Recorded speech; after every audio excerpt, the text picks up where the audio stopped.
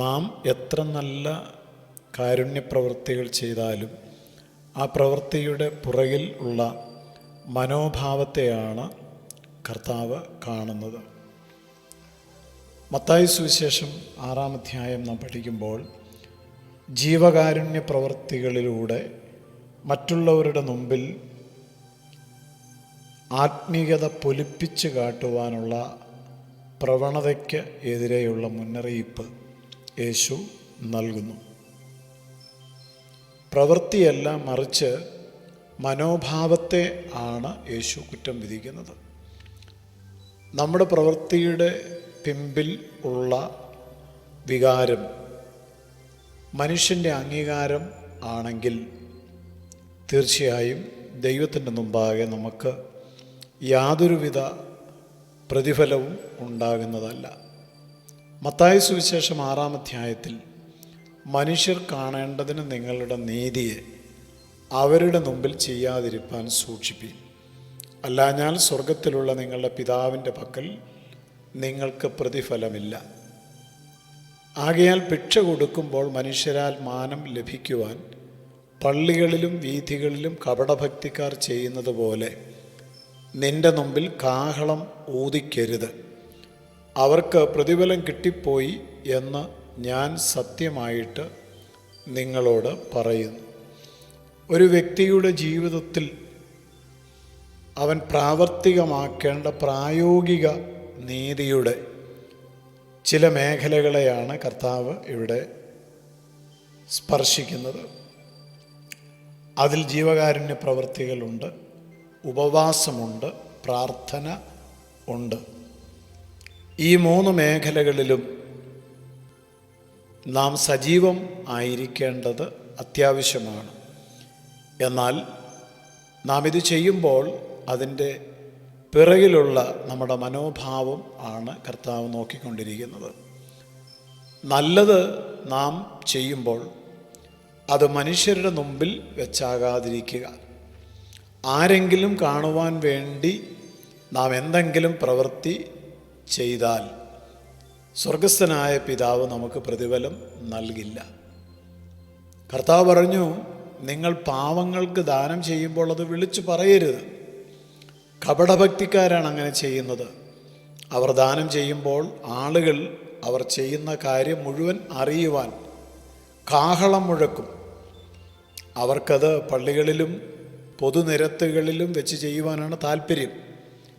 മറ്റുള്ളവർ തങ്ങളെ ബഹുമാനിക്കുവാനാണ് അങ്ങനെയുള്ളവർ ആഗ്രഹിക്കുന്നത്.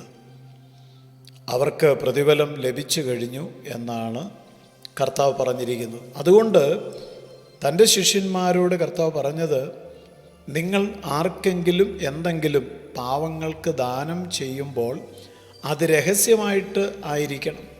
നിങ്ങൾ ചെയ്യുന്നത് മറ്റുള്ളവർ അറിയരുത്. അത് രഹസ്യമായിട്ട് വേണം. നിങ്ങൾ രഹസ്യമായിട്ട് ചെയ്യുന്ന ദാനങ്ങൾ സ്വർഗസ്ഥനായ പിതാവ് കാണും.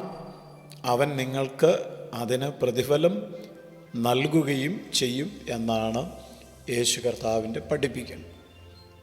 ഇത് വളരെ മനോഹരമായ ഒരു വചനം തന്നെ ആകും. അതുകൊണ്ട് നമ്മുടെ പ്രവൃത്തികളുടെ പുറകിലുള്ള മനോഭാവത്തെ നാം പരിശോധിക്കേണ്ടത് വളരെ ആവശ്യമാണ്. ക്രിസ്തുവിനെ അനുഗമിക്കുന്നവർ പ്രാർത്ഥിക്കുകയും ഉപവസിക്കുകയും ജീവകാരുണ്യ പ്രവൃത്തികളിൽ സജീവമാവുകയും ചെയ്യേണ്ടവരാണ്. എന്നാൽ അത് രഹസ്യത്തിൽ വേണം ചെയ്യുവാൻ. യേശു തൻ്റെ ശിഷ്യന്മാരോട് പറഞ്ഞതുപോലെ വലങ്കൈ ചെയ്യുന്നത് എന്തെന്ന് ഇടങ്കൈ അറിയരുത്. ജീവകാരുണ്യ പ്രവൃത്തികൾ എല്ലാം സ്വർഗത്തിലെ പിതാവായ ദൈവത്തിനു വേണ്ടി ചെയ്യുന്നതായിരിക്കണം. അല്ലാതെ മറ്റുള്ളവരുടെ ബഹുമാനത്തിനും പുകഴ്ചയ്ക്കും ഞാനൊരു ആത്മീയനാണെന്ന് മറ്റുള്ളവർ എന്നെക്കുറിച്ച് പറയുവാൻ വേണ്ടിയും നാം ചെയ്യുവാൻ പാടില്ല. ഇത് ഓരോരുത്തരും പരിശോധിക്കട്ടെ. ഇന്ന് ഒത്തിരി ആളുകൾ, സന്നദ്ധ സംഘടനകൾ, സഭകൾ ഒരുപാട് കാരുണ്യപ്രവൃത്തികൾ ചെയ്യുന്നതിൽ നാം സന്തോഷിക്കണം തീർച്ചയായും. എന്നാൽ അത്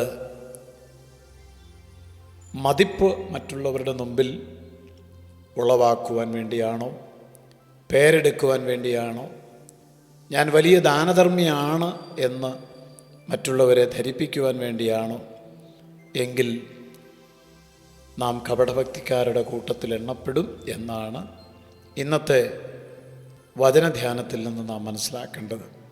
അതുകൊണ്ട് നമുക്ക് ദൈവത്തിൻ്റെ മുമ്പാകെ ജീവിക്കാം. ചെയ്യുന്നതൊക്കെയും ദൈവത്തിന് എന്ന വണ്ണം ചെയ്യുവാൻ നമുക്ക് ആഗ്രഹിക്കാം. രഹസ്യത്തിൽ കാണുന്ന പിതാവ് തീർച്ചയായും നമ്മുടെ പ്രവൃത്തികൾക്ക് പ്രതിഫലം തരും.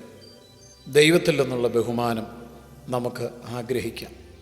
കർത്താവായ ദൈവമേ, അവിടുന്ന് പറഞ്ഞ വചനം അനുസരിച്ച് ഈ ലോകത്തിൻ്റെ സംവിധാനങ്ങളോട് അനുരൂപപ്പെടാതെ ക്രിസ്തീയ സ്നേഹം മറ്റുള്ളവർക്ക് വെളിപ്പെടുത്തുവാൻ വചനം കേൾക്കുന്ന എല്ലാവർക്കും കൃപ നൽകണം. ക്രിസ്തുയേശുവിൻ നാമത്തിൽ പ്രാർത്ഥിക്കുന്നു, കേൾക്കണം സ്വർഗസ്ഥ പിതാവേ. ആമേൻ.